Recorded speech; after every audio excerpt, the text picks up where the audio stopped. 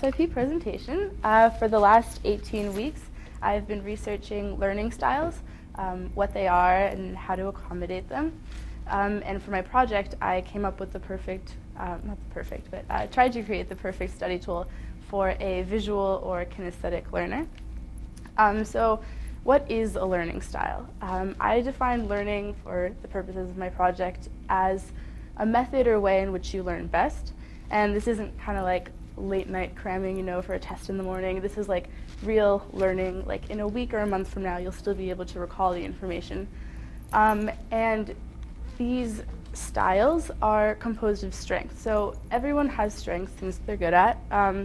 Let's say you're really good at math, or you're a strong writer, or you've always been a good listener. And if you tally up all of these strengths that you have, you'll find that they fall under visual, kinesthetic, or auditory learning style. So they kind of like feed into this category.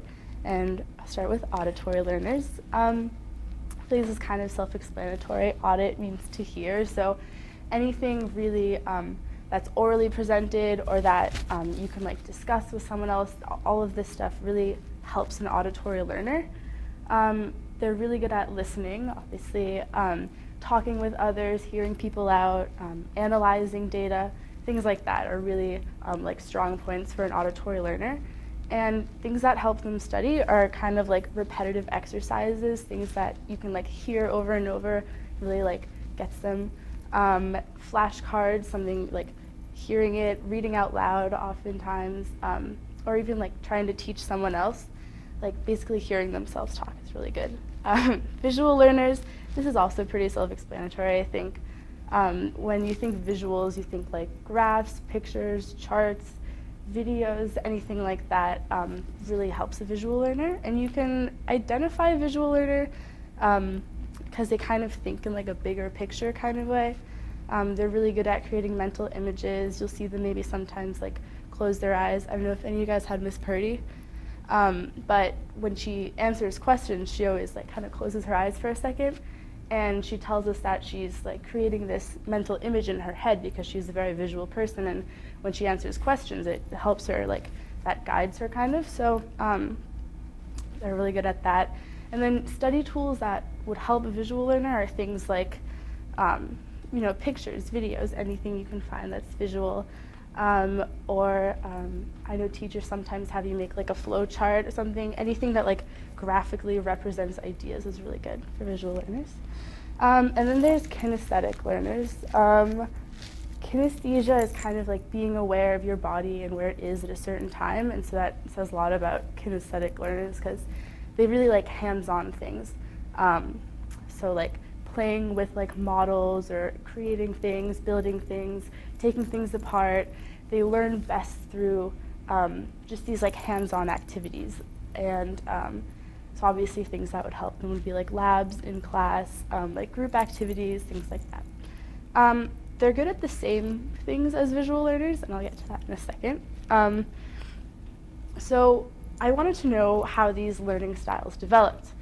And overwhelmingly in my research, I found that I would read all about these learning styles, and they were like definite, and people like knew about them, did tons of studies with them, but I couldn't really find much information on how they developed. And everything said basically, oh, it's innate, like you're born with it, you're born a certain learning style, but none of it went into the science of it, and I was really intrigued. So I kind of tried to look at brain development in the womb, so like fetal development, and I found that we all kind of start as like this slab of stem cells, and they begin to form into what we know as nervous tissue, so like brain, spinal cord, nervous system. And these nerve cells are really cool because they have these message receiving loci on them, which allows them to accept and interpret messages from other parts of the body, like signals that these hormones are sending them. And then they take these messages that they're receiving, and they send out these like biochemical expressor genes, biochemical regulatory genes, sorry. And those turn on and turn off other genes in the growing body. So when you think about it, like genetics is what makes us different, what sets us apart, and we only express a fraction of our genetic makeup at one time because there's no way that we could express all of it. There's just way too much. And so depending on which genes they're expressing and not expressing, it kind of turns us into these different kinds of learners. And they stimulate different parts in the brain, and then if the right side is stimulated more, you'll end up with a visual or kinesthetic learner, and then if the left side is stimulated more, you end up with an auditory learner. And I can't really read these from here, but I know that it says like the left side is like analytical, logical, sequential, very like organized, and then the right side of the brain thinks more like in a creative way, in a bigger picture, things like that. And so for visual learners here, this might not be that, it might not make that much sense. So I have this picture that I found online, and the left is kind of like this really rigid, structural kind of office space, and the right side is like free thinking, everyone having fun, and that's kind of how I see it, because I'm a visual learner, and to me, the left side of the brain here looks like no fun at all. Like I could never just sit and listen to a lecture, or all that stuff. So that led me to my project. I've always been a very visual learner. My family is full of like artists, carpenters, seamstresses, house painters, anything very like hands-on, visual, like that's my family. And so I kind of got those genes.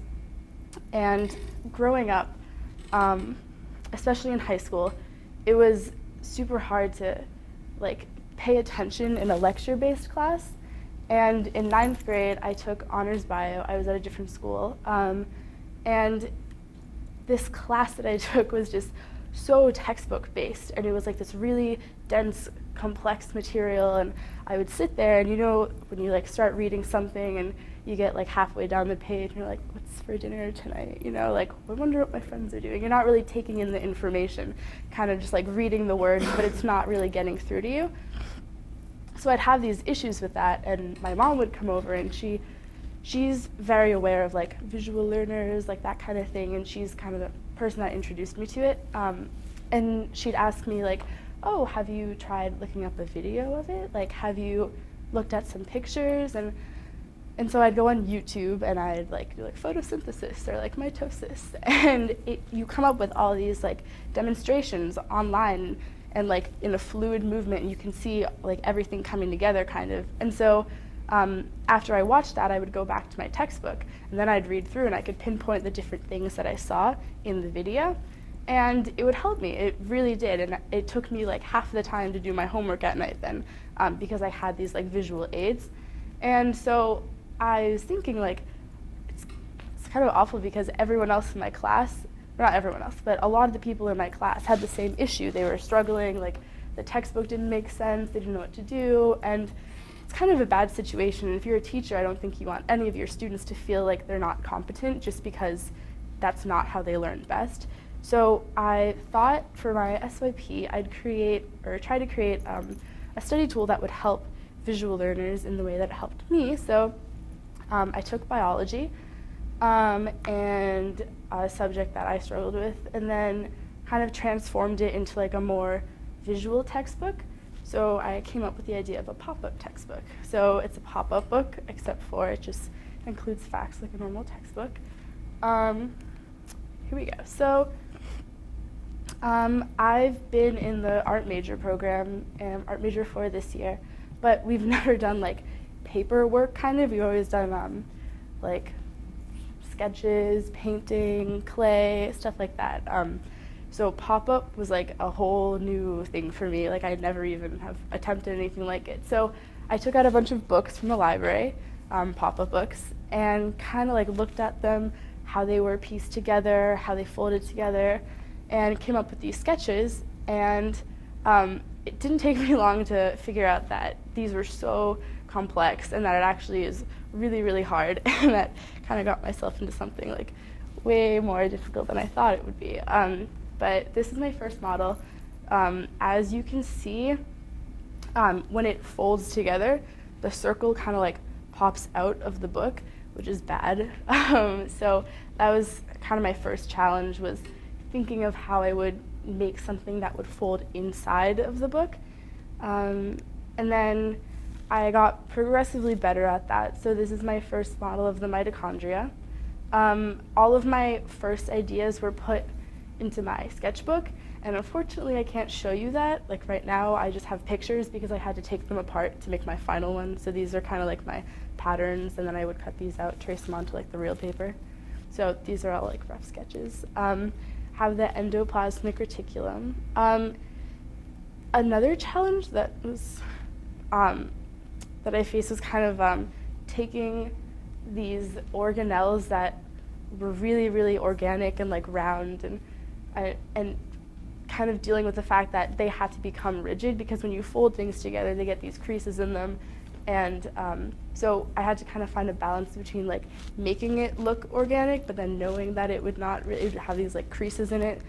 So it was difficult. And then because I wanted it to be not only for visual learners, but also for kinesthetic learners.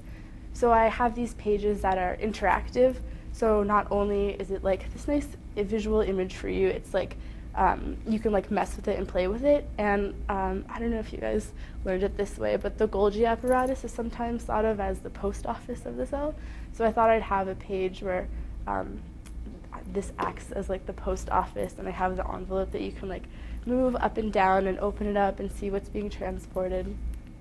Here's my page for the nucleus. This one was kind of a challenge because you have like these fine chromosomes and everything inside it.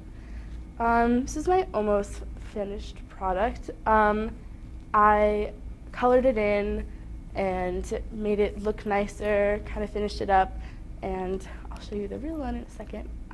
Challenges. So I already mentioned like the first few, creating a pop-up that would fold inside the margins, dealing with the fact like finding a balance between round shapes and then rigid shapes, and then figuring out how to make pop-ups stand up in a certain way.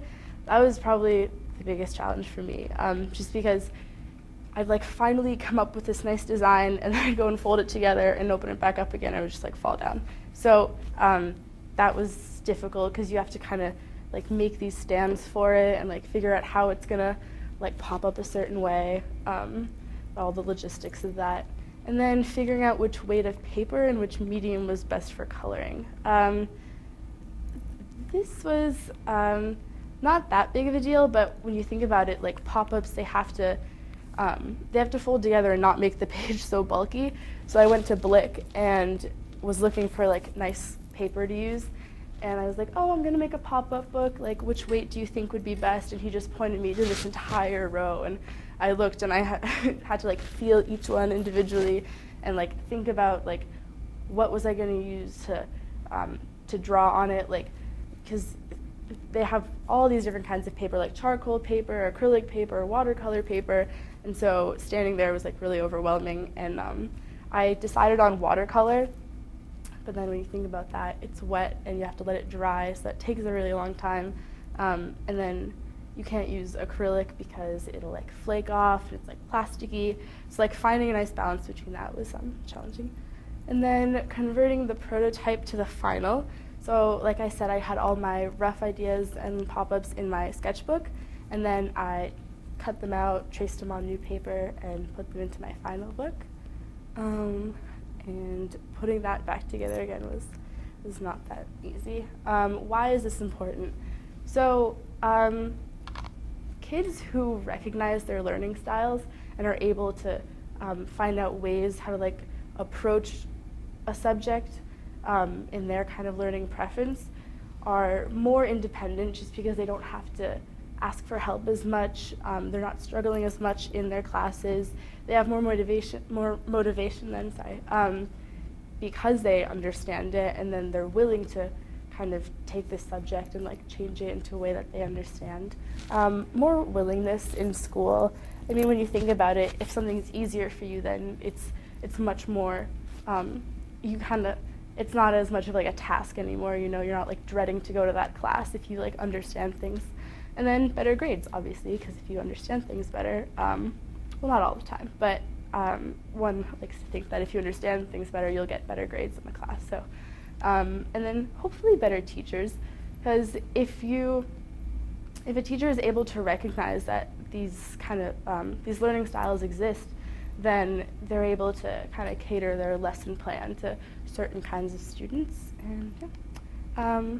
So my hopes and goals for this project, I hope that people realize that learning can be made fun, and it always doesn't have to be or it doesn't always have to be such a task. You know, like you don't have to go home and sit there with a textbook in front of you kind of like dreading it. And that teachers shouldn't always teach in one style. I really hope that they recognize this. I know there's some teachers here. So that you shouldn't always, if you are like a very auditory person, like you don't always have to teach in that rigid structure, because there are tons of kids in the class that definitely are not the same learning style. And that there are ways to incorporate auditory preferences into visual learning preferences and vice versa. It's called the whole brain technique.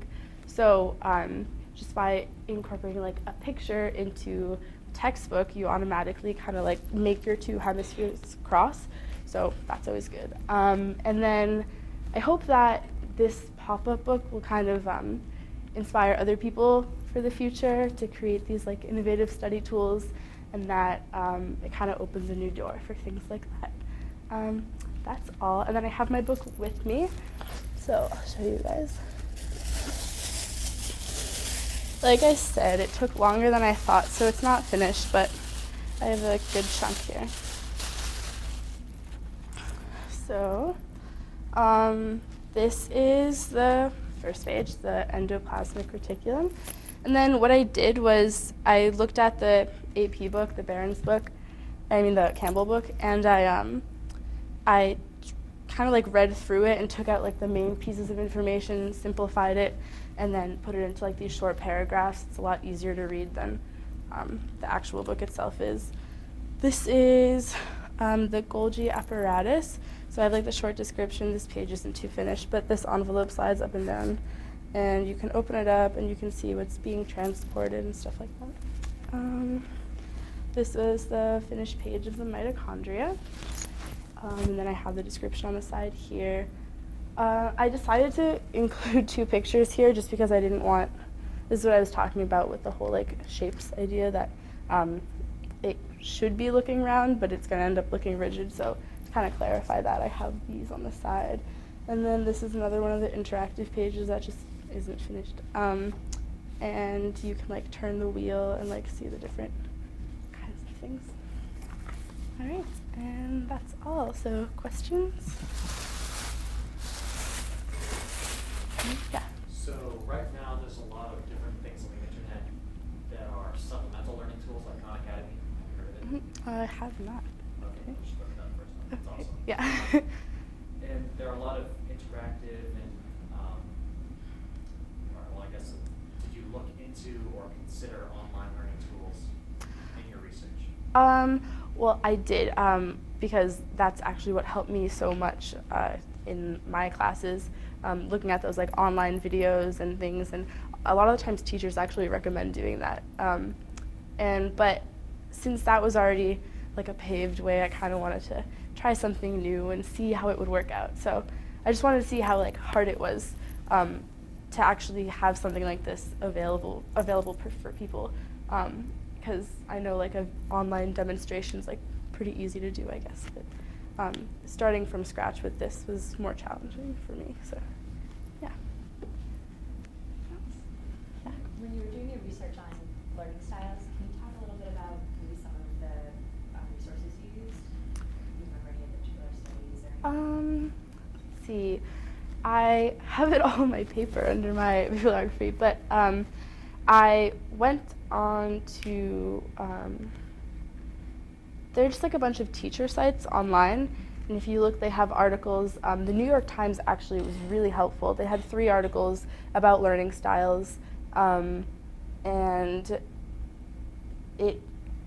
that's where I started, was with New York Times, and then from there, after I read about these different learning styles, I looked into like studies that were done by people, and then what they found in terms of like what the categories are. So there are actually more categories that some people said, like they broke down auditory learners into like reading and writing, and then some like other different subcategories.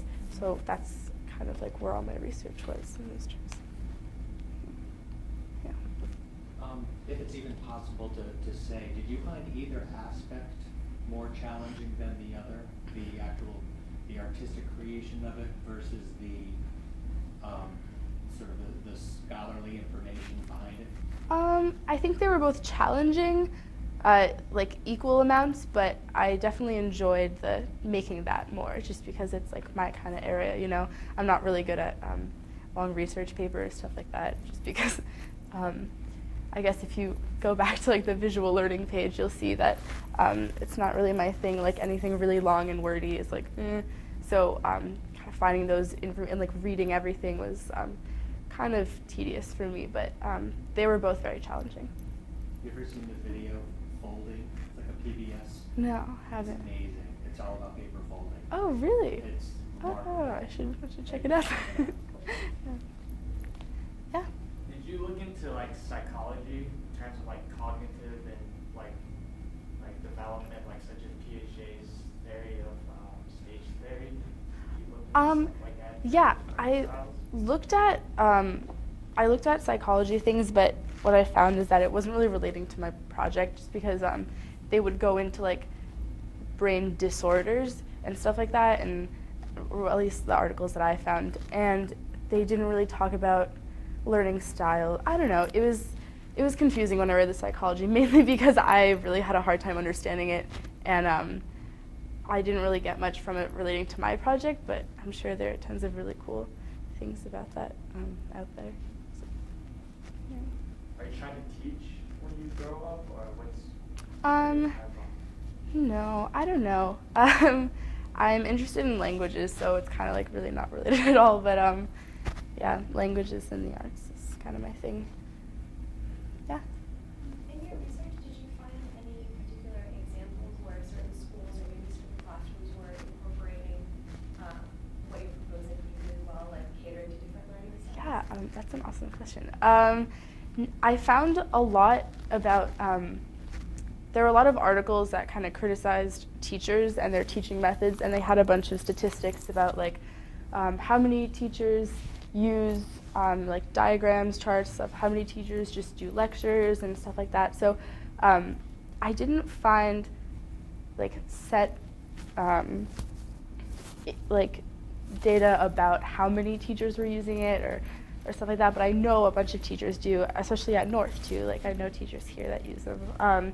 So I can't really say that I found like a set number, but there definitely are teachers that do use them and teachers that aren't, and I think the teachers that do use them are actually greater, but you know, just for the purposes of my project, I decided to kind of focus on it, even though there are teachers that use it anyways, but yeah. Any more questions? Talk about the right side of the brain being visual and the left being auditory. Mhm. Any correlation between being right-handed or left-handed? Oh, that's interesting. I don't know. I didn't think about that. I didn't find anything on that when I was researching it, but that might have something to do with it. I don't know. I know that the right side of the brain kind of controls the left side, and the left side of the brain controls the right side. So, I mean, yeah, or maybe it switched.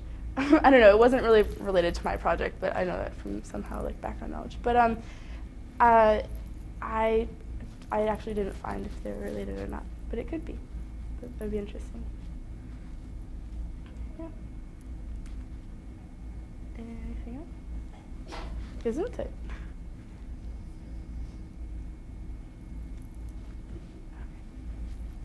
Cool. Okay, thank Yeah. you very much.